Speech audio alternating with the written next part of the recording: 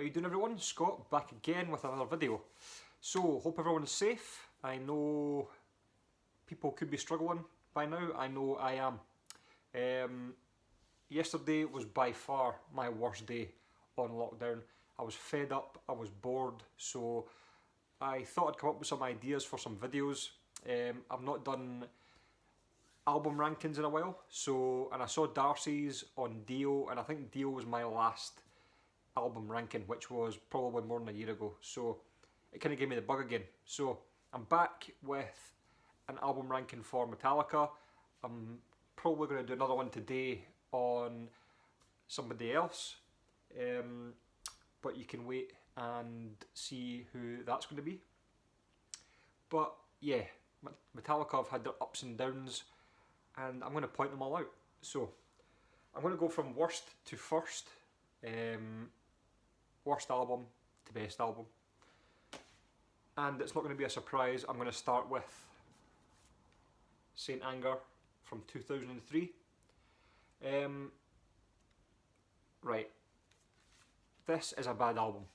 I don't think this is as bad as people make out though. It's not the worst album you've ever heard, but it's pretty bad. The positives I would get out of this is there's a lot of songs I kind of went into thinking, okay, this is going to be a good song, or right, this is going to pick up, it's sounding pretty good, but then the intro's good, the verse, it's aggressive, kind of what you want, although it's not thrash, it's kind of hard rock, but you think, okay, this song's going somewhere, but then every time it builds you up, it just slaps you back down again, because it gets to the chorus and you get to these silly, aimless choruses with just no direction. It's just aggressive, and then the chorus is just all like meandering, and it just does nothing. But then the chorus stops, goes back into an aggressive verse, which you think, okay, that's a good verse again, but then it's just the next chorus, and it's just meandering, aimless, no direction chorus, and you just think, skip. And it's pretty much like that through the whole album. And another thing, if Lockdown doesn't drive you mental, Lars's snare drum will drive you mental on this. Just that ping, ping, ping, ping all the way through this album. It doesn't change. It's shocking. How nobody picked up on that snare drum, I'll never know, but it ruins the whole album because it's just that same pattern ping all the way through. Like I said, it does have positives, but the songs just go nowhere, so it has to be bottom for me. Next up are two albums that they kind of swap about for me, really depending on which one I'm listening to, and that's Load and Reload. If I had to pick one that was better, I would say that Reload was more interesting, I would say, of an album. Both have pretty good songs. I mean, if you're wanting classic Metallica, these obviously aren't the albums you turn to. But I mean, if Metallica had started off as a hard rock band, these are ifs. If they'd started off as a hard rock band, these could be regarded quite high. I don't know if that's just me. I know these albums are kind of hated by a lot of Metallica fans, but I mean, if these were Metallica's first two albums, I think people would maybe appreciate them a bit more, because there are some good songs, there's some crap songs, but like I said, I couldn't pick really between the two. They're both quite samey, so I couldn't really pick, but maybe Reload, because I do feel the songs are a bit more interesting. As for the covers, I'm not going to explain to you what the covers are if you don't know, but they're pretty bad. It's bad taste covers, they're not even good covers, so yeah, I don't know what the decision behind that was, but yeah, these two kind of go together for me anyway. So that's Load and Reload. Next up might be a surprise. I always like a wee surprise in my album rankings. It's their latest one, released in 2016, Hardwired to Self-Destruct. The one thing that really lets this album down is the length. It's far too long. I was obviously listening to a couple of these the other day. I don't really have to listen to the first few, but the kind of later ones I kind of ran through again, and this just went on forever. I mean, good songs. Hardwired is good. Atlas Rise, Now That We're Dead, Moth into Flame, Confusion, Mankind, Am I Savage, Spit Out the Bone. I mean, there's some really cracking tracks on this album, but it's far too long. And I mean, I think on average the song's clocking at about 8 minutes. There's just no need for the songs to be that long, especially when you're just repeating the same thing over and over again. You know, it's not like they're not progressive. They're not going up and down and changing direction and changing tempo. It's just the same song, but just for 8 minutes. So this would have been a much better album if it wasn't so long. But you can see the song quality is definitely there. They've definitely made a massive improvement from the 90s stuff. So yeah, that's why that kind of comes in place there. So that's Hardwired to Self-Destruct. Next one, number 6, is Death Magnetic from 2008.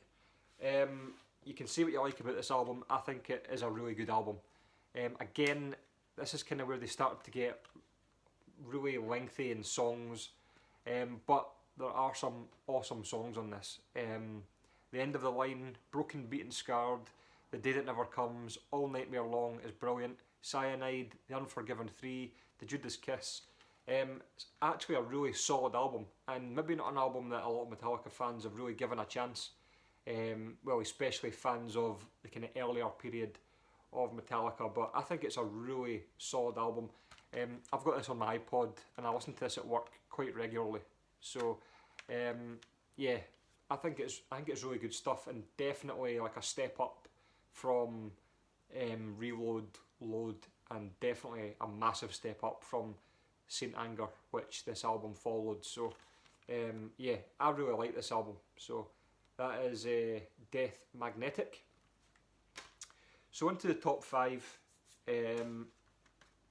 Number 5 is going to be Metallica, Self-Titled. This is a good album. I really enjoy it. Songs like Enter Sandman, Sad But True, The Unforgiven, Wherever I May Roam, Don't Tread on Me, that's one of my favourite songs off the album. Nothing Else Matters is good. Of Wolf and Man, really enjoy that song. I think it's solid. I think what happened with this album, and it's something I never experienced, was expectation kind of killed this album for a lot of people. Obviously they were coming off of a great run of albums from Ride the Lightning, Master of Puppets, Justice for All, and then they kind of came out with this, which was very, very different from Justice for All. And I think it's people's expectations of this album coming out that kind of killed it for them. Especially when Justice for All was really, like, it was really thrashy, it was aggressive, frantic, and then this kind of, well, people say they kind of sold out with this album. I don't think they sold out, I just think they kind of just, they did go in a different direction, but you've got to think as well at the same time that bands change, they've got to evolve. So when they released Kill 'Em All, Metallica were probably very, very different people than they were to when they released this. They're like, when they released this, they weren't like 18-year-old angsty teenagers. They were millionaires. They've had like a run of 4 great albums, and just doing really well for themselves. So you've kind of got to, sometimes your perspective changes and your musical direction changes. So I think that's what kind of happened with this. And I know it gets shit on quite a lot, but I really enjoy this album, so that's why that comes in at number 5. So we're kind of into the meat of the Metallica discography. So at number 4, it's going to be And Justice for All. I mean, trying to pick between the top 4 is really hard, because I reckon whatever album I'm listening to at the time, I'm loving. So it's quite hard to put them in order. But I mean, I don't really know why this would come in fourth. I think I would just rather listen to the other ones more. I mean, I don't think there's really a bad song on this. No, I couldn't pick a bad song on there. So I suppose it just comes down to preference. You're kind of splitting hairs when you get to the top of the list. So that comes in 4th place. In 3rd place, debut, Kill 'Em All. I just love the rawness of this album. You know, when you just think back to when Metallica were starting out, obviously I wasn't there, but this gives just a really good kind of insight into what they were doing.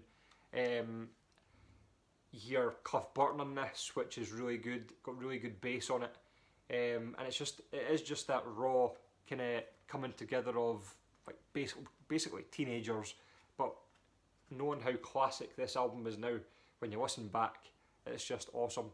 Hit the Lights, great opener. The Four Horsemen is probably one of my favourites off the album. Jump in the Fire, Pulling Teeth, I think that's instrumental. Whiplash, Phantom Lord, No Remorse, awesome. Seek and Destroy, awesome. It's just a great album, and I would say this is the best debut out of the big 4 anyway. So just amazing. Kill 'Em All. 3rd place. 2nd place, which will give away my 1st place, is going to be Master of Puppets. 1986 was this? Yeah, the year I was born. I mean, you don't really have to say much about it.